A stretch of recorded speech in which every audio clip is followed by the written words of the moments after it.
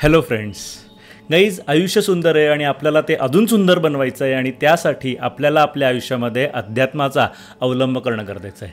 पण मुळात अध्यात्म म्हणजे काय? म्हणजे एखाद्या देवासमोर 2-2 तास बसून त्या देवाची पूजा करणं म्हणजे अध्यात्म, की कुठल्या तरी पोथीचं पारायण करणं म्हणजे अध्यात्म, की कुठले तरी स्वामी महाराज गुरु बाबा सद्गुरू यांची दीक्षा घेऊन त्यांनी सांगितलेली स्पिरिच्युअल प्रॅक्टिस करणं म्हणजे अध्यात्म?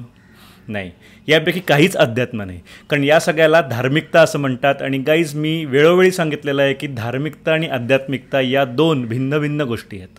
एक काळ असा होता जेव्हा कुठल्याही धर्माचा पाया हा अध्यात्म होता, नाही असं नाही. पण आजच्या काळामध्ये कुठल्याही धर्माचा अध्यात्माशी काहीच संबंध नाही राहिलेला असं म्हणलं तरी अतिशयोक्ती होणार नाही. आणि त्यामुळे आजच्या काळाच्या दृष्टीने जर का विचार केला तर धार्मिकता आणि आध्यात्मिकता या दोन पूर्णपणे वेगळ्या गोष्टी आहेत. ओके, मग जर का या सगळ्याला धार्मिकता असं म्हणतात तर मग आध्यात्मिकता म्हणजे काय किंवा अध्यात्म म्हणजे काय? सो आजच्या व्हिडिओमध्ये आपण हेच समजून घेणार आहोत की अध्यात्म म्हणजे काय. त्याआधी एक महत्त्वाची सूचना, आपला मेडिटेशनचा कोर्स आहे ज्यामध्ये मी स्वतः लाईव्ह येऊन तुम्हाला मेडिटेशन कसं करायचं हे शिकवत असतो. हा कोर्स 7 दिवसांचा आहे, रोज 1 तास, अर्धा तास थेअरी आणि अर्धा तास प्रॅक्टिकल. या कोर्समध्ये आम्ही तुम्हाला मेडिटेशनच्या 5 टेक्निक या शिकवत असतो. हा कोर्स लाईव्ह असल्यामुळे यामध्ये तुम्ही आमच्याशी डिरेक्टली इंटरॅक्ट देखील करू शकता. तुमच्या ज्या काही शंका असतील, ज्या काही तुमच्या क्वेरीज असतील त्या तुम्ही आम्हाला विचारू देखील शकता. सो जर तुम्हाला हा कोर्स करायचा असेल तर या व्हिडिओच्या डिस्क्रिप्शनमध्ये त्याची लिंक देतोय, त्या लिंकवर क्लिक करा. तिथे आपल्या कोर्सची सगळी माहिती उपलब्ध आहे. कोर्सची माहिती आहे, आपल्या अकॅडमीची माहिती आहे, माझ्याबद्दल देखील तिकडे बऱ्यापैकी माहिती आहे. सो तुम्हाला तिकडे आपल्या कोर्सची सगळी माहिती वाचायला मिळेल. लिंकवर क्लिक करा, कोर्सची माहिती वाचा, फॉर्म भरा, रजिस्ट्रेशन करा, ॲडमिशन घ्या. कोर्समध्ये आपली भेट होईलच. आता अध्यात्म म्हणजे काय हे जाणून घेऊयात.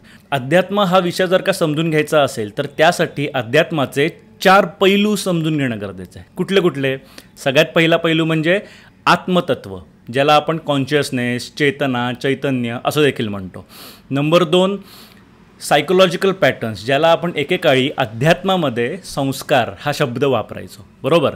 नंबर 3 स्पिरिच्युअल प्रॅक्टिसेस, म्हणजे काय तर साधना, उपासना, मेडिटेशन, नामस्मरण किंवा अजून कुठलीही स्पिरिच्युअल प्रॅक्टिस, बरोबर. नंबर 4 एनलायटनमेंट, म्हणजे आत्मसाक्षात्कार. जेव्हा आपण अध्यात्माचे हे 4 पैलू समजून घेतो तेव्हा आपल्याला अध्यात्म बऱ्यापैकी समजलं असा आपण दावा करू शकतो. त्यामुळे आजच्या व्हिडिओमध्ये आपण अध्यात्म म्हणजे काय हे समजून घेण्यासाठी अध्यात्माचे हे 4 पैलू समजून घेणार आहोत. सुरुवात करूयात आजच्या व्हिडिओला. आता अध्यात्माचा सगळ्यात पहिला पैलू तो म्हणजे आत्मतत्व. काय असेल हे आत्मतत्व? बरोबर. तर या विश्वाच्या सुरुवातीला म्हणजे माणसाच्या जिज्ञासू मनामध्ये जेव्हा या विश्वाबद्दल उत्सुकता निर्माण व्हायला सुरुवात झाली, शंका निर्माण व्हायला सुरुवात झाली, त्यावेळेला त्याच्या मनामध्ये काही प्रश्न आले. ठीक आहे, हे प्रश्न होते की या सृष्टीची निर्मिती कोणी केली? हे विश्व कोणी बनवलं? हे विश्व का बनवलं? हे विश्व बनवण्यामागे, ही सृष्टी बनवण्यामागे काही उद्देश आहे का? आपल्याला कोणी बनवलं? आपल्याला बनवण्यामागे काही उद्देश असेल का? बरोबर. जेव्हा हे सगळे शंका, हे सगळे प्रश्न माणसाच्या मनामध्ये यायला सुरुवात झाली तेव्हा या प्रश्नांचं उत्तर मिळवण्यासाठी माणसाने निरीक्षण करण्याचा सहारा घेतला. माणसाने जे काही ऑब्झर्व केलं त्यातून त्याला ज्या काही गोष्टींचं आकलन झालं त्यानुसार माणसाने या सगळ्या प्रश्नांची, या सगळ्या शंकांची उत्तरं शोधण्याचा प्रयत्न सुरू केला. आणि यामध्ये त्याच्या निरीक्षणामध्ये एक गोष्ट आली. ती गोष्ट म्हणजे जिवंत माणूस आणि मेलेला माणूस यांच्यामध्ये काहीतरी फरक असतो. असं काहीतरी आहे जे जिवंत माणसामध्ये आहे पण मेलेल्या माणसामध्ये अनुपस्थित आहे, बरोबर. असं काहीतरी आहे जे मेलेल्या माणसामध्ये सापडत नाही आहे आणि ज्यामुळे तो निश्चल होऊन पडलेला आहे. मग आता ही कुठली गोष्ट असेल? काय असेल हे? दोघांमध्ये काहीतरी फरक आहे हे माणसाने ओळखलं कसं? तर तर्कशास्त्राच्या मार्गाने त्याने ही गोष्ट ओळखली होती की जिवंत माणसामध्ये असं काहीतरी आहे जे मेलेल्या माणसामध्ये सापडत नाही. ठीक आहे, आता सापडत नाहीचा अर्थ काय? तर यावरून तो या कन्क्लुजनला आला की काहीतरी कारणामुळे, काहीतरी कारण आहे जे सापडत नाही आहे. कारण जी गोष्ट नॉन मटेरियलिस्टिक असते ती सापडत नाही. मटेरियलिस्टिक गोष्टींचा आपल्या 5 इंद्रियांना अनुभव होत असल्यामुळे त्या गोष्टी आपल्या अनुभवाला येतात आणि त्यामुळे त्या गोष्टी आपल्याला शोधता देखील येतात, सापडतात देखील. पण जिवंत माणसामध्ये असं काहीतरी नॉन मटेरियलिस्टिक आहे जे मेलेल्या माणसामध्ये नाही आहे आणि त्यामुळे मेलेल्या माणसाला मृत असं घोषित करण्यात येतं तर जिवंत माणसाला जिवंत मानण्यात येतं. बरोबर. मग आता ही जी नॉन मटेरियलिस्टिक गोष्ट आहे, ही जी सूक्ष्म गोष्ट आहे, ती सूक्ष्म गोष्ट नक्की काय आहे? काहीतरी आहे, पण काय आहे? या काहीतरीला माणसाने एक विशिष्ट नाव दिलं. बरोबर. कुठलं नाव होतं? आता याच्याकडे आपण गणिताच्या दृष्टिकोनातून पाहूयात. म्हणजे कसं, तर जसं गणितामध्ये एखाद्या प्रश्नाचं उत्तर शोधताना आपण त्या उत्तराला एक्स असं गृहीत धरतो. बरोबर. एक्सचा अर्थ काय की बाबा याचं काहीतरी उत्तर आहे, काय आहे माहीत नाही, अजून उत्तर काय आहे माहीत नाही, पण इथे ना काहीतरी उत्तर आहे. बरोबर. मग त्या काहीतरी उत्तरला आपण एक्स असं गृहीत धरतो. तसंच इथे सुद्धा मेलेला माणूस आणि जिवंत माणूस त्यांच्यामध्ये काय फरक आहे, काय फरक आहे हे माहीत नाही, पण काहीतरी आहे, काहीतरी आहे जे जिवंत माणसामध्ये आहे पण मेलेल्या माणसामध्ये नाही. या काहीतरीलाच त्या काळामध्ये ते एक्स हे अल्फाबेट देऊ शकत होते का? त्यावेळेला एक्स हे अल्फाबेट होतं का? ज्या काळामध्ये या सगळ्या गोष्टींचा विचार करायला सुरुवात झाली त्या काळामध्ये एक्स हे अल्फाबेट होतं का? नाही. मग त्या काळातल्या माणसाने या काहीतरी आहेलाच आत्मा असं म्हणायला सुरुवात केली. आता याला वेगळ्या वेगळ्या काळामध्ये वेगळीवेगळी नावं देखील देण्यात आलेली आहेत. कोणी एकेकाळी याला आत्मा म्हणत होते. एक काळ असा होता जेव्हा त्याला चेतना किंवा चैतन्य असं म्हणलं जायचं, ज्याला आज आपण इंग्लिशमध्ये कॉन्शियसनेस म्हणून ओळखतो. बरोबर. नंतरच्या एका काळामध्ये यालाच सत्य असं म्हणलं जायचं, ट्रूथ किंवा सत असं म्हणलं जायचं. तर कुठल्या काळामध्ये याला आत्मन किंवा ब्रह्मन असं म्हणलं जायचं. काही ठिकाणी याला सबस्टन्स किंवा द्रव्य असे शब्द वापरलेले देखील दिसतात. एक काळ तर असा देखील होता ज्या काळामध्ये या काहीतरीलाच ईश्वर असं म्हणण्यात आलं. म्हणजे आपल्या अंतरंगामध्ये कुठला तरी सूक्ष्म घटक आहे, तो काय आहे माहीत नाही, कोणालाच माहीत नाही. हजारो वर्ष माणूस तो सूक्ष्म घटक काय आहे शोधण्याचाच प्रयत्न करतोय. बरोबर. पण तो जो सूक्ष्म घटक आहे त्या सूक्ष्म घटकाला कोणी एकेकाळी ईश्वर किंवा देव असं देखील म्हणण्यात आलं, असं देखील मानण्यात आलं. ठीक आहे. थोडक्यात काय, तर आत्मा असो किंवा ईश्वर असो किंवा सत किंवा सत्य असे कुठलेही शब्द असो, या सगळ्या शब्दांचा एकच अर्थ होतो, तो म्हणजे काहीतरी आहे. ठीक आहे. आता या काहीतरीची व्हॅल्यू काढण्याचा प्रयत्न माणूस गेली हजारो वर्ष करतोय. बरोबर. गोंधळ कुठे होतो, तर या एक्सलाच ना आपण फायनल आन्सर गृहीत धरतो तेव्हा गोंधळ होतो. गणितातल्या एखाद्या इक्वेशनचं आपण एक्स असं आन्सर गृहीत धरतो. आता त्या एक्सची आपल्याला व्हॅल्यू काढायची आहे. बरोबर. ते एक्स हे फायनल उत्तर नाही, आपल्याला त्या एक्सची व्हॅल्यू काढायची आहे. पण गोंधळ तेव्हा होतो जेव्हा आपण त्या एक्सलाच फायनल आन्सर समजत असतो. बरोबर. Same case with spirituality. आपल्याला ते काहीतरी आहे, ते काय आहे त्याची व्हॅल्यू काढणं गरजेचं आहे, ते ओळखणं गरजेचं आहे. गोंधळ तेव्हा होतो जेव्हा आपण त्या काहीतरीला जे काही शब्द वापरलेले आहेत, मग आत्मा म्हणू, ईश्वर म्हणू किंवा सत्य म्हणू, त्यालाच आपण फायनल आन्सर समजतो, अंतिम उत्तर समजतो, तेव्हा सगळ्या गोष्टींचा गोंधळ व्हायला सुरुवात होते. ठीक आहे. सो सगळ्यात पहिल्यांदा आपल्याला हे लक्षात घेणं गरजेचं आहे की माणसाच्या अंतरंगामध्ये एक सूक्ष्म घटक आहे जो तार्किकदृष्ट्या माणसाच्या लक्षामध्ये आलेला आहे. तो सूक्ष्म घटक नेमकं काय आहे हे शोधण्याचा प्रयत्न माणूस गेले हजारो वर्ष करतोय आणि तो शोधणं हाच अध्यात्माचा मूळ उद्देश आहे. बरोबर. आता हा जो सूक्ष्म घटक आहे, या सूक्ष्म घटकाबद्दल जेव्हा माणूस अजून जास्त तार्किकदृष्ट्या विचार करतो तेव्हा त्याच्या हे लक्षामध्ये येतं की हा सूक्ष्म घटकच आपलं खरं स्वरूप आहे. ठीक आहे. आपण ज्या शरीराला आपलं खरं स्वरूप म्हणतोय ते माणसाचं खरं स्वरूप नाही. माणसाचं खरं स्वरूप त्याच्या अंतरंगामध्ये जो सूक्ष्म घटक आहे तो सूक्ष्म घटक माणसाचं खरं स्वरूप आहे. आणि काही स्क्रिप्चर्समध्ये म्हणजे काही जुन्या धार्मिक ग्रंथांमध्ये असं सांगण्यात आलेलं आहे, जे तार्किकदृष्ट्या काढण्यात आलेलं आहे, ते म्हणजे मृत्यू या शरीराचा होतो, त्या सूक्ष्म घटकाचा मृत्यू होत नाही. आणि त्यामुळे आपण म्हणजे कोण आहोत, तर आपण म्हणजे तो सूक्ष्म घटक आहोत जो कधीही मरत नाही. म्हणजे आपण नाशवंत नाही आहोत. शरीर नाशवंत, त्याच्या अंतरंगात असलेला सूक्ष्म घटक नाशवंत नाही. बरोबर. आणि त्यामुळे आपलं खरं स्वरूप जो तो सूक्ष्म घटक आहे ते ओळखणं हा अध्यात्माचा मूळ उद्देश आहे. एकतर तो सूक्ष्म घटक काय आहे हे शोधणं अध्यात्माचा मूळ उद्देश आहे, आणि त्याचबरोबर तो सूक्ष्म घटकच जर का आपलं खरं अस्तित्व असेल, आपलं खरं स्वरूप असेल, तर ते जाणून घेणं स्वानुभवाने हा देखील अध्यात्माचा उद्देश आहे. थोडक्यात सांगायचं तर त्या सूक्ष्म घटकाबद्दल सर्व काही समजून घेणं, त्या आत्मतत्वाबद्दल सर्व काही समजून घेणं हा अध्यात्माचा मूळ उद्देश आहे. हा झाला अध्यात्माचा पहिला पैलू. पण मग आता इथे हा प्रश्न येतो की जर तो सूक्ष्म घटकच आपलं खरं स्वरूप आहे, आपलं मूळ स्वरूप आहे, आपलं सत्य स्वरूप आहे, तर त्या आपल्या खऱ्या स्वरूपाची जाणीव माणसाला का नाही? माणूस त्या खऱ्या स्वरूपाची ओळख का विसरलेला आहे? का आपल्याला आपलं सत्य स्वरूप माहीत नाही आहे? आपण ते का विसरलेले आहोत? तर त्यासाठी आपल्याला अध्यात्माचा दुसरा पैलू जाणून घेणं गरजेचं आहे, तो म्हणजे सायकोलॉजिकल पॅटर्न्स, ज्याला आपण कोणी एकेकाळी संस्कार असे म्हणत होतो. आता सायकोलॉजिकल पॅटर्न्स, बरोबर, सायकोलॉजिकल पॅटर्न्स ही अध्यात्मातली इतकी महत्त्वाची गोष्ट आहे की सायकोलॉजिकल पॅटर्न्स म्हणजे काय? ठीक आहे, ते कळल्याशिवाय आपल्याला अध्यात्म कळणंच शक्य नाही. बरोबर, अध्यात्म म्हणजे काय, अध्यात्मामध्ये काय काय गोष्टी घडत असतात किंवा अध्यात्माकडून काय अपेक्षा कराव्यात, हे सगळं लक्षात येण्यासाठी आपल्याला मुळात सायकोलॉजिकल पॅटर्न्स म्हणजे काय हे कळणं गरजेचं आहे. बरोबर, आता सायकोलॉजिकल पॅटर्न म्हणजे काय, तर एखाद्या गोष्टीकडे त्या गोष्टीच्या खऱ्या स्वरूपानुसार न पाहता त्या गोष्टीबद्दल आपल्या मनात असलेल्या पूर्वग्रहानुसार आपण जेव्हा त्या गोष्टीकडे बघतो, तेव्हा या पूर्वग्रहांनाच सायकोलॉजिकल पॅटर्न्स असं म्हणतात. बरोबर, कुठल्याही गोष्टीचं खरं स्वरूप, सत्य स्वरूप आपल्याला तेव्हा समजत असतं जेव्हा आपण आपल्या मनात असलेले पूर्वग्रह थोडा वेळ बाजूला ठेवून त्या गोष्टीचं आकलन करून घेण्याचा प्रयत्न करतो. बरोबर, पण होतं असं की आपल्या मनात असलेले पूर्वग्रह, सायकोलॉजिकल पॅटर्न्स, संस्कार यांना आपण बाजूला ठेवू शकत नाही, आणि त्यामुळे आपल्यासमोर ज्या कुठल्या गोष्टी येतात त्या गोष्टी आपण कुठल्या तरी फिल्टरमधून बघत असतो. बरोबर, पूर्वग्रहांनुसार, सायकोलॉजिकल पॅटर्ननुसार आपण त्या गोष्टींचा अनुभव घेत असतो, त्या गोष्टींबद्दल मतं निर्माण करत असतो. येते लक्षात? या पूर्वग्रहांनाच सायकोलॉजिकल पॅटर्न्स किंवा संस्कार असं म्हटलं जातं.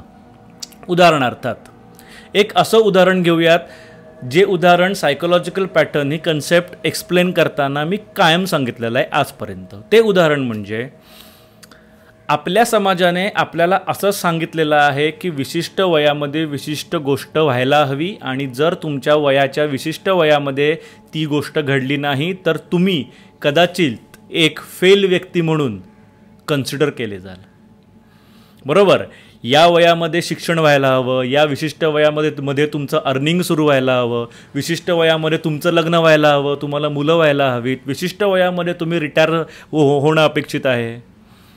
हे जे विशिष्ट वयामध्ये विशिष्ट गोष्ट व्हायला हवी असा संस्कार आपल्यावर या समाजाकडून करण्यात आलेला आहे, आणि जेव्हा एखादी व्यक्ती त्यानुसार नसते, जेव्हा एखाद्या व्यक्तीचं विशिष्ट वयामध्ये विशिष्ट गोष्ट होत नाही, तेव्हा आपण त्या व्यक्तीला फेल कन्सिडर करतो, किंवा जर त्यामध्ये आपल्या स्वतःचा समावेश असेल तर आपण स्वतःकडे देखील एक फेल व्यक्ती म्हणून पाहायला सुरुवात करतो.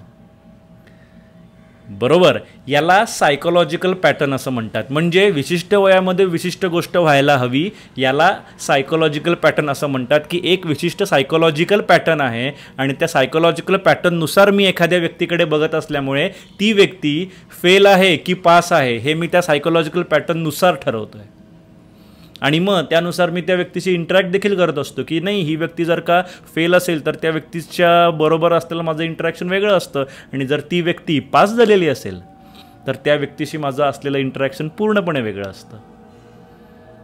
बरोबर, म्हणजे एखाद्या गोष्टीचं खरं स्वरूप ती गोष्ट जशी आहे तसं न पाहता आपल्या पूर्वग्रहानुसार, आपल्या सायकोलॉजिकल पॅटर्ननुसार आपण त्या व्यक्तीचं स्वरूप ओळखण्याचा प्रयत्न करतो आहे. याला सायकोलॉजिकल पॅटर्न्स असं म्हणतात. आणि हे जे सायकोलॉजिकल पॅटर्न्स आहेत तेच आपल्या आयुष्यातलं एक अत्यंत मोठा अडथळा म्हणून सिद्ध झालेलं आहे. म्हणजे कसं, तर समजा मी एक अशी व्यक्ती असेल ज्या व्यक्तीचे सायकोलॉजिकल पॅटर्न असे आहेत की विशिष्ट वयामध्ये विशिष्ट गोष्ट व्हायला हवी, पण असं असताना माझं स्वतःचंच काहीतरी विशिष्ट वयामध्ये विशिष्ट गोष्ट माझी स्वतःचीच झाली नसेल, तर अशा वेळेला मी स्वतःला एक फेल व्यक्ती ग्राह्य धरायला सुरुवात करतो, आणि त्यातून दुःखाची निर्मिती होते. बरोबर, हा एक मार्ग झाला दुःख निर्मितीचा. आत्ता मी सांगितला तो एक फक्त उदाहरण झालं असं म्हणूयात. पण माणसाच्या आयुष्यामध्ये ज्या काही नकारात्मक गोष्टी आपण ज्याला म्हणतो त्याच्यामागे माणसाचे स्वतःचेच सायकोलॉजिकल पॅटर्न कारणीभूत असतात. या सायकोलॉजिकल पॅटर्न्सनाच आपण वेगळी नावं वेगळे शब्द देखील वापरत असतो. म्हणजे अध्यात्मामध्येच या सायकोलॉजिकल पॅटर्न्सना कोणी एकेकाळी संस्कार हा शब्द वापरला जायचा, बरोबर, किंवा माया हा शब्द देखील याच्यासाठीच वापरण्यात आलेला आहे की एखाद्या गोष्टीचं खरं स्वरूप आपण न पाहता आपल्या पूर्वग्रहांनुसार आपण त्या गोष्टीचं स्वरूप जाणून घेत आहोत. बरोबर, यालाच जसं मी आत्ता म्हणालो पूर्वग्रह असं देखील म्हणतात.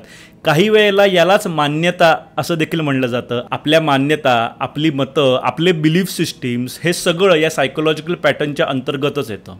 बरोबर, माइंडचं कंडिशनिंग करणं ज्याला आपण म्हणतो की या व्यक्तीचं ना माइंड कंडिशनिंग झालेलं आहे किंवा या समाजाकडून आपल्या माइंडचं कंडिशनिंग करण्यात येतं वगैरे वगैरे आपण त्यासाठी शब्द वापरत असतो. या सगळ्याला सायकोलॉजिकल पॅटर्नच म्हणतात. सायकोलॉजिकल पॅटर्न्सचीच ही वेगळी रूपं आहेत.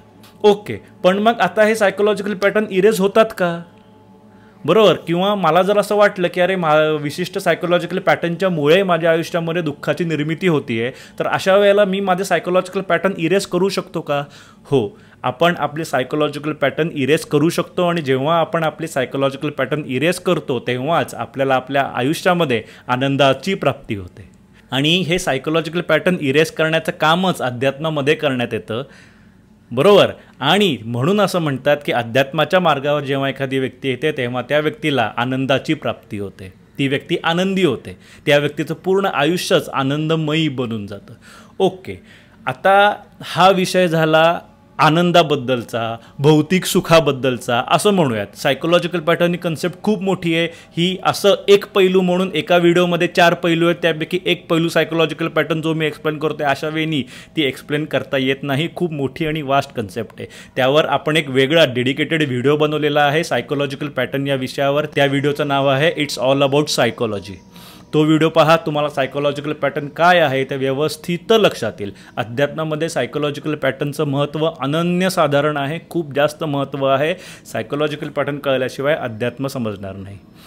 ठीक आहे, ओके, आता हा विषय झाला भौतिक सुखाचा, म्हणजे आनंदी होण्याचा किंवा दुःखाचं कारण काय वगैरे वगैरे. त्याच्यासाठी आपण सायकोलॉजिकल पॅटर्न याचा आत्ता विचार केला. ओके, पण मग आता मगाशी आपण ज्या सूक्ष्म घटकाबद्दल बोललो, जे आपलं खरं स्वरूप आहे, जे आपल्याला आठवत नाही आहे, त्याचा याच्याशी काय संबंध? बरोबर, तर त्याचा सायकोलॉजिकल पॅटर्नशी डिरेक्टली संबंध आहे. आत्ता मी जे सायकोलॉजिकल पॅटर्न सांगितले ते अत्यंत वरवरचे होते, बरोबर, पण आपलेच असे देखील काही सायकोलॉजिकल पॅटर्न्स आहेत ज्यामुळेच आपल्याला आपलं खरं स्वरूप समजत नाही आहे. जसं विशिष्ट वयामध्ये विशिष्ट गोष्ट व्हायला हवी, या सायकोलॉजिकल पॅटर्नमुळे मी समोरच्या व्यक्तीचं खरं स्वरूप ओळखू शकत नाही आहे. कदाचित समोरच्या व्यक्तीचा हा कॉन्शियस डिसिजन होता की मला विशिष्ट वयामध्ये विशिष्ट गोष्ट नाही करायची.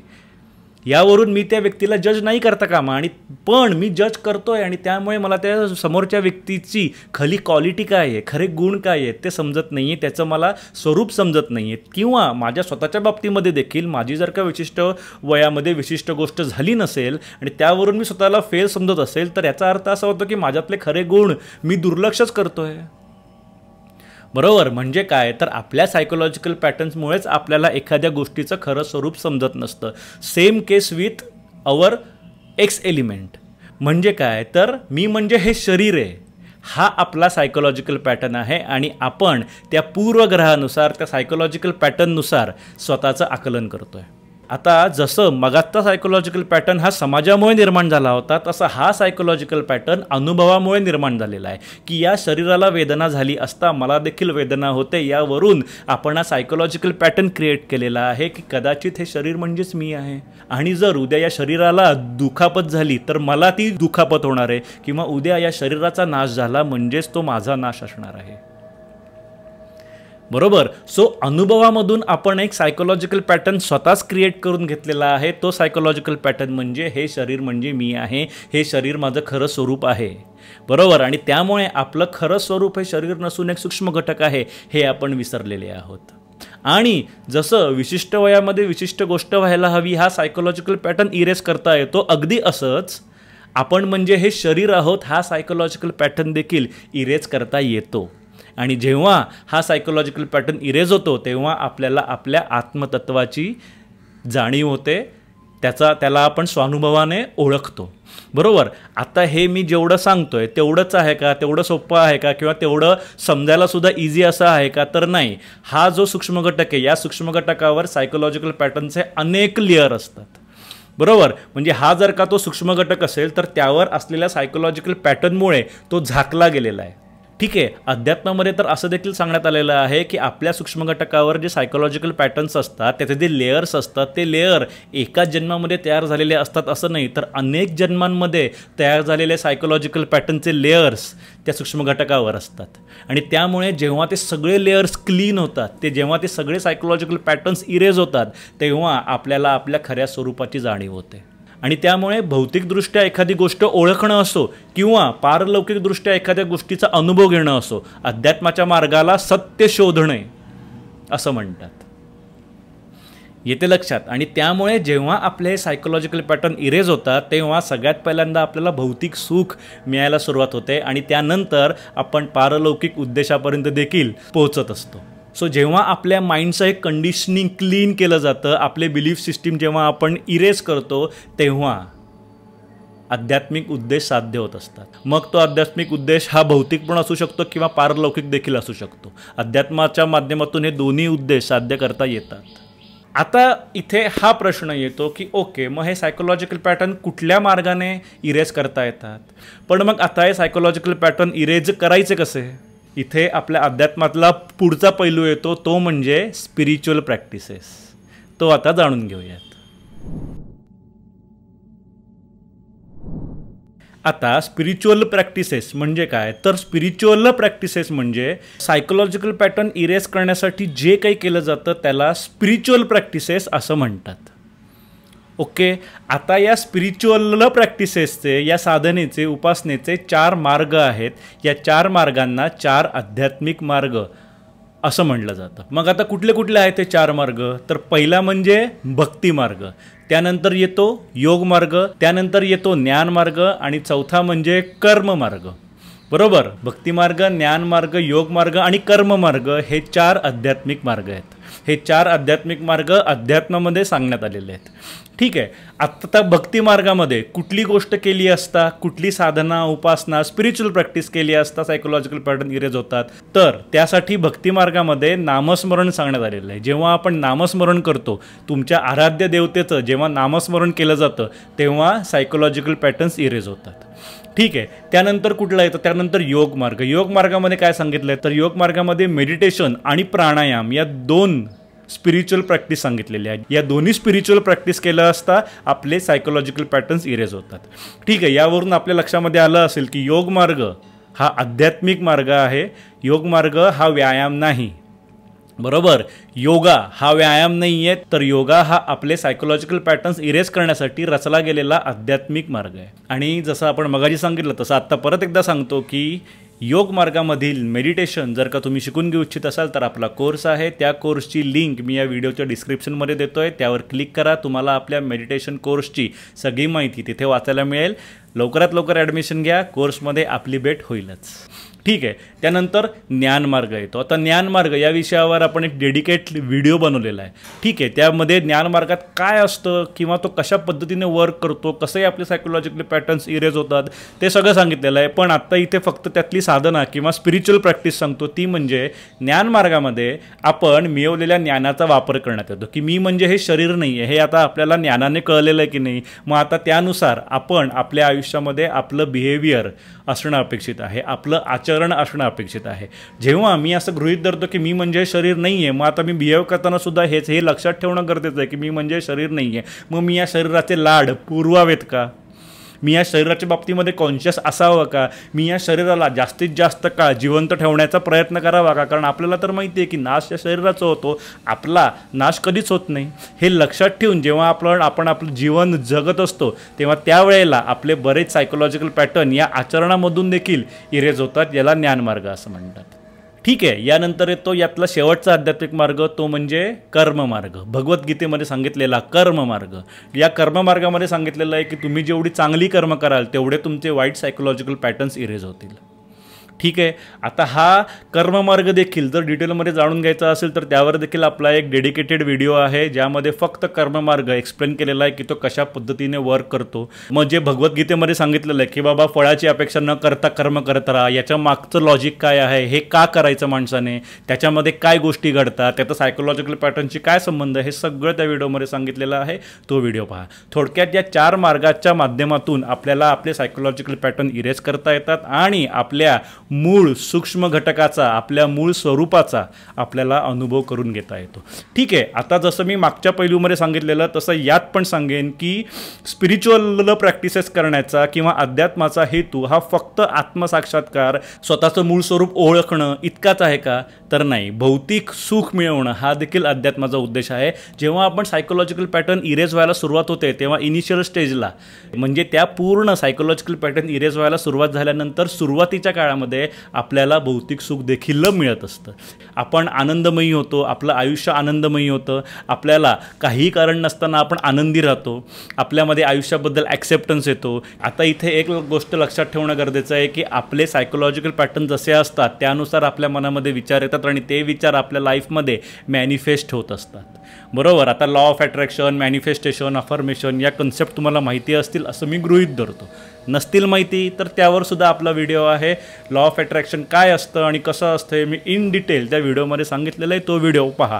पण आपले जसे सायकोलॉजिकल पॅटर्न असतात त्यानुसार मनामध्ये विचार येतात आणि जे विचार येतात ते विचार मॅनिफेस्ट होतात. मग जर का आपले नकारात्मक सायकोलॉजिकल पॅटर्न असतील तर आपण विचार देखील नकारात्मक करतो आणि त्यानुसार नकारात्मक गोष्टी आयुष्यामध्ये मॅनिफेस्ट होतात. अशा वेळेला यामध्ये आपल्याला अध्यात्माचा फायदा होत असतो. तो म्हणजे आपण जेव्हा आध्यात्मिक मार्गावर येतो आणि साधना, उपासना, स्पिरिच्युअल प्रॅक्टिसेस वगैरे करायला सुरुवात करतो, मेडिटेशन करतो, नामस्मरण करतो किंवा अजून कुठली गोष्ट करतो, तेव्हा आपले सायकोलॉजिकल पॅटर्न इरेज झाल्यामुळे आपल्या मनामध्ये जे विचार येतात ते सकारात्मक असतात आणि आपल्यामध्ये सकारात्मकता आल्यामुळे आपल्या आयुष्यामध्ये मॅनिफेस्ट होणाऱ्या गोष्टी देखील सकारात्मक असतात. आपल्या आयुष्यामध्ये सकारात्मक गोष्टी मॅनिफेस्ट व्हायला सुरुवात होते.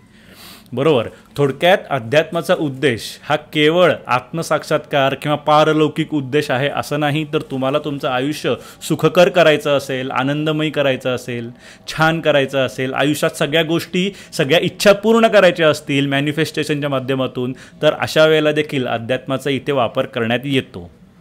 आणि म्हणून याच अनुषंगाने मी कायम असं म्हणत असतो की आयुष्य सुंदर आहे, आपल्याला अजून सुंदर बनवायचं आहे आणि त्यासाठी अध्यात्माची आवश्यकता आहे. आता या सगळ्यावरून आपल्या लक्षामध्ये आलं असेल की स्पिरिच्युअल प्रॅक्टिस, साधना, उपासना कुठल्या क्रियेला म्हणतात, तर ज्या क्रियेमुळे सायकोलॉजिकल पॅटर्न इरेज होतात. जी क्रिया केली असता सायकोलॉजिकल पॅटर्न इरेज झाल्यामुळे आयुष्याकडे बघण्याचा दृष्टिकोन बदलतो, आयुष्य आनंदमयी होतं, त्याला साधना, उपासना, स्पिरिच्युअल प्रॅक्टिस असं म्हणतात. मग आता यावरून तुम्ही विचार करू शकता की आपल्या आजूबाजूची लोकं ज्या साधना, उपासना करताना दिसत आहेत त्या क्रिया केल्यामुळे त्यांचे सायकोलॉजिकल पॅटर्न्स इरेज झालेत का? त्यांचं आयुष्य आनंदमयी झालेलं आहे का? या त्यांच्या आयुष्याकडे बघण्याचा त्यांचा दृष्टिकोन त्या साधनेमुळे, उपासनेमुळे, स्पिरिच्युअल प्रॅक्टिसमुळे बदलला आहे का? बरोबर. मग कदाचित ती लोकं 2-2 तास देवाची पूजा करत असतील, याच्यामुळे सायकोलॉजिकल पॅटर्न बदलतात का? याचा तुम्ही विचार करा. किंवा कुठल्या तरी पोथीचं बऱ्याचदा पारायण करत असतील, रोज त्याचं कदाचित ते पारायण करत असतील, याच्यामुळे सायकोलॉजिकल पॅटर्न इरेज होतात का? ह्याचा तुम्ही विचार करा. जर याच्यामुळे सायकोलॉजिकल पॅटर्न्स इरेज होत असतील तर याला आपण स्पिरिच्युअल प्रॅक्टिस, साधना, उपासना म्हणूयात. आणि जर होत नसतील तर मग आपण हे का करतोय याचा विचार करणं गरजेचं आहे. येते लक्षात? सो अशा पद्धतीने स्पिरिच्युअल प्रॅक्टिसेस हा अध्यात्मातला अत्यंत महत्त्वाचा थर्ड आस्पेक्ट आहे असं म्हणूयात आपण. आता आपण पाहिलं की सुरुवातीला आपले सायकोलॉजिकल पॅटर्न इरेज व्हायला लागल्यानंतर सुरुवातीच्या काळामध्ये आपल्याला सुखाची प्राप्ती होते, आपल्या गोष्टी मॅनिफेस्ट झाल्यामुळे आपल्या इच्छा देखील सगळ्या पूर्ण होतात. ओके. जेव्हा अजून जास्त सायकोलॉजिकल पॅटर्न्स इरेज होतात तेव्हा माणसाला वैराग्य येतं. वैराग्य येण्याचा अर्थ काय? तर माणसाच्या सगळ्याच इच्छा संपतात. एकतर सगळ्या इच्छांची पूर्तता झाल्यामुळे इच्छा संपतात, नाही तर कुठल्याही इच्छेच्या मागे सुद्धा तुमचे सायकोलॉजिकल पॅटर्नच असतात की नाही. बरोबर. सो तुमचे जेव्हा सायकोलॉजिकल पॅटर्नच सगळे इरेज व्हायला सुरुवात होते तेव्हा माणसाच्या इच्छा देखील संपायला लागतात, माणसाची अटॅचमेंट देखील संपायला लागते आणि तो वैराग्याच्या मार्गावर येतो. आणि याच्यानंतर जेव्हा अजून जास्त एक्स्ट्रीम लेवलला सायकोलॉजिकल पॅटर्न इरेज व्हायला सुरुवात होते तेव्हा काय घडतं? तेव्हा माणसाला आत्मसाक्षात्काराचा अनुभव येतो. म्हणजे काय? ते आपण आता याच्या पुढच्या पैलूमध्ये जाणून घेऊयात. आणि आता अध्यात्माचा चौथा आणि शेवटचा पैलू तो म्हणजे आत्मसाक्षात्कार. जेव्हा माणसाचे जास्तीत जास्त सायकोलॉजिकल पॅटर्न इरेज होतात तेव्हा एक वेळ अशी येते की त्याला स्वतःच्या आत्मस्वरूपाची आत्मतत्वाची जाणीव होते. त्याला हे कळून चुकतं की हे शरीर म्हणजे आपण नाही आहोत, नाश या शरीराचा होतो, आपण म्हणजे तो एक सूक्ष्म घटक आहोत. तो सूक्ष्म घटक म्हणजे आपलं खरं स्वरूप आहे ज्याचा कधीही नाश होत नाही. एकदा का माणसाला ही समज आली की माणसाच्या सगळ्या आशा आकांक्षा इच्छा संपतात. येते लक्षात, आपल्या कुठल्याही इच्छा हे शरीर हे मन याच्याशी संबंधितच असतं, बरोबर. आणि त्यामुळे हे शरीर किंवा हे मन म्हणजे आपलं खरं स्वरूप नाही आहे हे जेव्हा माणसाच्या लक्षामध्ये येतं तेव्हा या शरीरासंबंधी किंवा या मनासंबंधी असलेल्या सगळ्या इच्छा देखील संपुष्टात येतात. त्याचबरोबर सायकोलॉजिकल पॅटर्न इरेज झाल्यामुळे आपण अनेक मोठ्या मोठ्या बंधनांमधून देखील मुक्त होत असतो, बरोबर. अनेक इच्छांच्या मागे आपले सायकोलॉजिकल पॅटर्न असतात. जसं आपण मगाशी उदाहरण घेतलं की विशिष्ट वयामध्ये विशिष्ट गोष्ट व्हायला हवी, हा जर का माझा सायकोलॉजिकल पॅटर्न असेल तर त्यानुसार माझी ही इच्छा देखील असते की विशिष्ट वयामध्ये या वयामध्ये माझी ही गोष्ट व्हायला हवी. ही इच्छा त्या सायकोलॉजिकल पॅटर्नमुळे माझ्या मनामध्ये निर्माण झालेली आहे, बरोबर. सो जेव्हा मूळ सायकोलॉजिकल पॅटर्नच इरेज होतो तेव्हा माझ्या इच्छा देखील संपुष्टात यायला सुरुवात होते. आणि जर इच्छाच नाहीत राहिलेल्या तर त्या व्यक्तीचं आयुष्य त्यामुळे आनंदमयी होतं. इच्छा पूर्ण झाल्या तरी आनंद, इच्छा पूर्ण नाही झाल्या तरी आनंद, कारण मुळात इच्छाच राहत नाहीत. या आत्मसाक्षात्कारालाच इंग्लिशमध्ये एनलाइटनमेंट असं म्हणतात. एनलाइटनमेंटचा अर्थ काय होतो तर खूप सारं ज्ञान ग्रहण करणं म्हणजे एनलाइटन करणं असं म्हणतो, बरोबर. आपण एखाद्या व्यक्तीला बोलताना म्हणतो की मला या विषयामध्ये एनलाइटन कर, म्हणजे काय तर मला या विषयातलं ज्ञान सांग. सो आपण जेव्हा आत्मसाक्षात्कारापर्यंत पोचतो आणि तो जो सूक्ष्म घटक काय आहे हे आपण स्वानुभवाने समजून घेतो तेव्हा आपल्याला या पूर्ण जगाचं ज्ञान मिळालेलं असतं असं अध्यात्म सांगतं, असं अध्यात्मामध्ये मानलं जातं, बरोबर. जेव्हा आपण त्या लेवलपर्यंत पोचतो तेव्हा आपल्याला ही सृष्टी कोणी बनवली, ही सृष्टी का बनवली, आपल्याला कोणी बनवलं, आपल्याला का बनवलं, आपण या भूतलावर येण्यामागचा आपला उद्देश काय, या सगळ्या प्रश्नांची उत्तरं माणसाला मिळतात. या भूतलावरचं एकही रहस्य राहत नाही जेव्हा माणूस आत्मसाक्षात्कारापर्यंत पोचलेलो असतो. आणि म्हणून त्या आत्मसाक्षात्कारालाच इंग्लिशमध्ये एनलाइटनमेंट असं देखील संबोधण्यात येतं, बरोबर. त्याचबरोबर आपल्या सगळ्या इच्छा संपलेल्या असतात, आपल्याला ज्या ज्या गोष्टींची बंधनं वाटतात त्या सगळ्या गोष्टी संपलेल्या असतात. त्यामुळे या आत्मसाक्षात्काराला मुक्ती असं देखील म्हणतात. त्याचबरोबर असं देखील म्हणतात की मनुष्य या भूतलावर हे सायकोलॉजिकल पॅटर्न्स इरेज करण्यासाठीच आलेलं आहे, बरोबर. हे सायकोलॉजिकल पॅटर्न इरेज करण्यासाठीच आपण इथे आलेले आहोत. असं असताना जर या जन्मामध्ये मी साधना करून, उपासना करून, स्पिरिच्युअल प्रॅक्टिसेस करून माझे सगळे सायकोलॉजिकल पॅटर्न्स इरेज झाले तर याचा अर्थ माझ्यातल्या त्या सूक्ष्म घटकाला या जन्मानंतर परत जन्म घ्यायची आवश्यकता नाही, बरोबर. कारण सायकोलॉजिकल पॅटर्न इरेज करण्यासाठीच तो सूक्ष्म घटक इथे आलेला आहे असं म्हणलं जातं. त्या सूक्ष्म घटकावर सायकोलॉजिकल पॅटर्न ते सगळे जे लेयर्स आहेत ते लेयर्स इरेज करून स्वतःचं खरं स्वरूप समजून घेण्यासाठीच आपला सूक्ष्म घटक मानवी रूपामध्ये या भूतलावर आलेला आहे असं थिअरी सांगते, बरोबर. त्यामुळे एकदा का सगळे सायकोलॉजिकल पॅटर्न्स इरेज झाले की त्या सूक्ष्म घटकाला परत या भूतलावर जन्म घ्यायची गरजच राहत नाही. जन्ममृत्यूच्या सायकलमधून, जन्ममृत्यूच्या चक्रामधून त्याची सुटका होते. आणि म्हणून या आत्मसाक्षात्काराच्या अवस्थेलाच मोक्षप्राप्ती असं देखील म्हणतात. कारण या जन्ममृत्यूच्या सायकलमधून त्याची पूर्णपणे सुटका झालेली असते, त्याला पुन्हा या भूतलावर मानवी रूपामध्ये जन्म घेण्याची आवश्यकता भासत नाही. म्हणून या अवस्थेला मोक्ष मिळाला असं देखील म्हणतात. बुद्धिझममध्ये याच अवस्थेला निर्वाण असं देखील म्हणण्यात आलेलं आहे, ठीक आहे. सो जेव्हा माणसाला या आत्मसाक्षात्काराची अनुभूती होते तेव्हा माणसाला या सृष्टीची सगळी रहस्य उलगडतात असं म्हणलं जातं. हे जे सायकोलॉजिकल पॅटर्न्स आहेत हे सायकोलॉजिकल पॅटर्न इरेज केल्यामुळेच मनुष्य या लेवलपर्यंत पोचत असतो. आणि त्यामुळे या सायकोलॉजिकल पॅटर्न्सना इरेज करणं किंवा हे सायकोलॉजिकल पॅटर्न्स इरेज होणं त्यालाच मनाचा नाश झाला असं म्हणतात. जेव्हा मनाचा नाश होतो तेव्हा आपल्याला आपल्या आत्मस्वरूपाची जाणीव होते. हे जे मन आहे, या मनामुळेच आपल्याला अनेक गोष्टी त्याच्या खऱ्या स्वरूपामध्ये दिसत नाही आहेत. याचं एक इंटरेस्टिंग उदाहरण मी एका व्हिडिओमध्ये कव्हर केलं होतं. ते उदाहरण असं होतं की एखाद्या इमारतीला बघून आपण असं म्हणतो की हे ऑफिस आहे, एखाद्या इमारतीला बघून आपण असं म्हणतो की ही शाळा आहे, बरोबर. पण खरं पाहता ती एक इमारतच असते. आपलं मन आपल्याला हे सांगतंय, आपले सायकोलॉजिकल पॅटर्न आपल्याला हे सांगतंय की ही शाळा आहे, हे ऑफिस आहे, हे मंदिर आहे, बरोबर, हे माझं घर आहे. थोडक्यात ते काय असतं, ते काही नाही, ती फक्त एक इमारत असते. आपल्या मनामुळे, आपल्या सायकोलॉजिकल पॅटर्नमुळे आपण त्याला वेगळ्या वेगळ्या नावाने संबोधत असतो फक्त कागद, आपण त्याला म्हणतो पैसा. मूळ स्वरूप काय असतं, कागद असतो, एक आयताकृती कागदच तर असतो तो. पण आपण आपल्या या मनामुळे, सायकोलॉजिकल पॅटर्नमुळे त्याला काय म्हणतो, त्याला म्हणतो पैसा. येते लक्षात. सो जेव्हा हे सायकोलॉजिकल पॅटर्न इरेज होतात तेव्हा मनाचा नाश झाला असं म्हणलं जातं. आणि अशा वेळेला अध्यात्माचं सांगतं की जेव्हा तुमच्या मनाचा नाश होतो तेव्हा आपल्याला आत्मसाक्षात्काराची अनुभूती येते.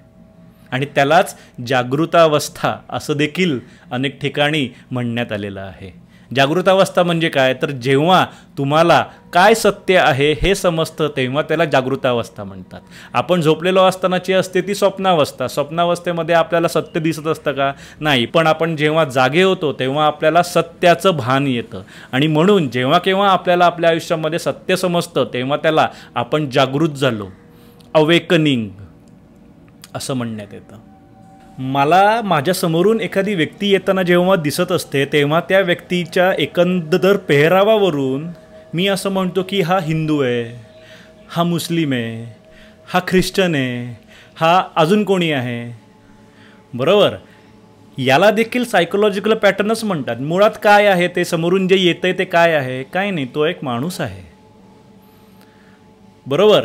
त्यामुळे जेव्हा आपले सायकोलॉजिकल पॅटर्न्स इरेज होतात तेव्हा आपल्याला गोष्टींचं खरं स्वरूप, मूळ स्वरूप ओळखायला मदत व्हायला लागते. आणि त्यामुळे जेव्हा सायकोलॉजिकल पॅटर्न इरेज होतात तेव्हा आपल्यामधले भेदभाव देखील संपायला लागतात. अध्यात्म हे सगळ्यांना एक करतं, सगळ्यांना एक आणण्यासाठी. तुम्ही आणि मी वेगळे नाही आहोत. अध्यात्मामध्ये तर असं देखील सांगण्यात आलेलं आहे की जो सूक्ष्म घटक माझ्या अंतरंगामध्ये आहे तोच सूक्ष्म घटक तुमच्या देखील अंतरंगामध्ये आहे. माझ्या अंतरंगामधला एक, तुमच्या अंतरंगामधला एक, असे दोन आहेत असं नाही आहे. जो माझ्या अंतरंगात आहे तोच तुमच्या अंतरंगात आहे, तोच त्याच्या अंतरंगात आहे, तोच त्याच्या देखील अंतरंगामध्ये आहे. पण या सायकोलॉजिकल पॅटर्न्समुळे आपण सगळ्यांना वेगळे वेगळे कन्सिडर करतोय. सगळ्यांना फक्त वेगळा वेगळा मनुष्य म्हणून कन्सिडर करणं इथपर्यंत ठीक होतं. पण आता आपण हा हिंदू, तो मुस्लिम, तो ख्रिश्चन, हा जैन, अशा भाषेत देखील एकमेकांमध्ये भेद निर्माण करायला सुरुवात केलेली आहे, बरोबर. पण अध्यात्मात जेव्हा आपले सायकोलॉजिकल पॅटर्न इरेज होतात तेव्हा आपल्याला काही नाही, फक्त मनुष्य दिसतो, माणूस दिसतो आपल्याला. आणि त्यामुळे असं देखील म्हणलं जातं की अध्यात्म आपल्याला एक करतं, आपल्यामध्ये एकी निर्माण करतं. सो त्यामुळे आत्मसाक्षात्कार हा देखील अध्यात्मातला एक अत्यंत महत्त्वाचा भाग आहे. अध्यात्म केवळ नुसतं समजून जरी घ्यायचं असेल तरी देखील आत्मसाक्षात्कार काय असतं हे समजून घेणं गरजेचं आहे. ठीक आहे. पण आता या बाबतीमध्ये एक गोष्ट नोटीस करण्यात आलेली आहे की अध्यात्मामध्ये या आत्मसाक्षात्काराची अनुभूती घेतलेल्या अनेकांचे उल्लेख तर सापडतात, पण ज्यांनी तो अनुभव घेतलेला आहे त्यांनी आत्मसाक्षात्काराचं वर्णन कुठेच नाही केलेलं. यामागचं कारण सांगताना असं सांगण्यात येतं की आत्मसाक्षात्कार ही एक निर्विकल्प अवस्था आहे. निर्विकल्प अवस्था म्हणजे काय, तर जी गोष्ट व्यक्त नाही करतायत त्याला निर्विकल्प असं म्हणतात. ज्या गोष्टीचा अनुभव समोरच्याने घेतल्यावरच त्याला ती गोष्ट समजू शकते त्याला निर्विकल्प म्हणतात. उदाहरणार्थात एखाद्या आंधळ्या व्यक्तीला आपण लाल रंग एक्सप्लेन करू शकतो का? ठीक आहे, फक्त लाल नाही, कुठलाही रंग, कुठलंही दृश्य आपण एखाद्या अंध व्यक्तीला एक्सप्लेन करू शकतो का? त्या व्यक्तीपाशी आपण ती गोष्ट व्यक्त करू शकतो का? नाही करू शकत. अशा वेळेला आपण हेच म्हणतो की त्या अंध व्यक्तीने स्वतः त्याचा अनुभव घेतला तरच त्या गोष्टीचं त्या अंध व्यक्तीला ज्ञान होण्याची शक्यता आहे, नाहीतर त्याचं ज्ञान होण्याची शक्यता नाही. त्याचबरोबर आपण असं देखील म्हणू शकतो की एखाद्या बहिऱ्या व्यक्तीला आपण किशोर कुमारचा आवाज किती छान आहे, लता मंगेशकरचा आवाज किती छान आहे, सोनू निगमचा आवाज किती छान आहे, AR रहमानचे म्युझिक किती छान आहे, हे आपण एखाद्या बहिऱ्या व्यक्तीला सांगू शकतो? किती छान आहे ही तर लांबची गोष्ट, संगीत म्हणजे काय हे तरी आपण त्या बहिऱ्या व्यक्तीला एक्सप्लेन करू शकतो का? अशा वेळेला आपण त्या व्यक्तीला हेच म्हणू की तू स्वतः जेव्हा अनुभव घेशील तेव्हा तुला कळेल की संगीत हे काय येते. बरोबर, आत्मसाक्षात्काराच्या बाबतीमध्ये देखील त्याचा अनुभव घेतलेली लोक हेच सांगतात की जेव्हा तुम्ही त्याचा अनुभव घ्याल तेव्हाच तुम्हाला समजेल की आत्मसाक्षात्कार ही काय गोष्ट आहे ते. आणि जोपर्यंत आपण त्याचा अनुभव घेत नाही तोपर्यंत आपल्याला ती गोष्ट कळणं शक्य नाही. याला म्हणतात आत्मसाक्षात्कार. सो या 4 आस्पेक्ट्सच्या माध्यमातून अध्यात्म एक्सप्लेन केलं जातं.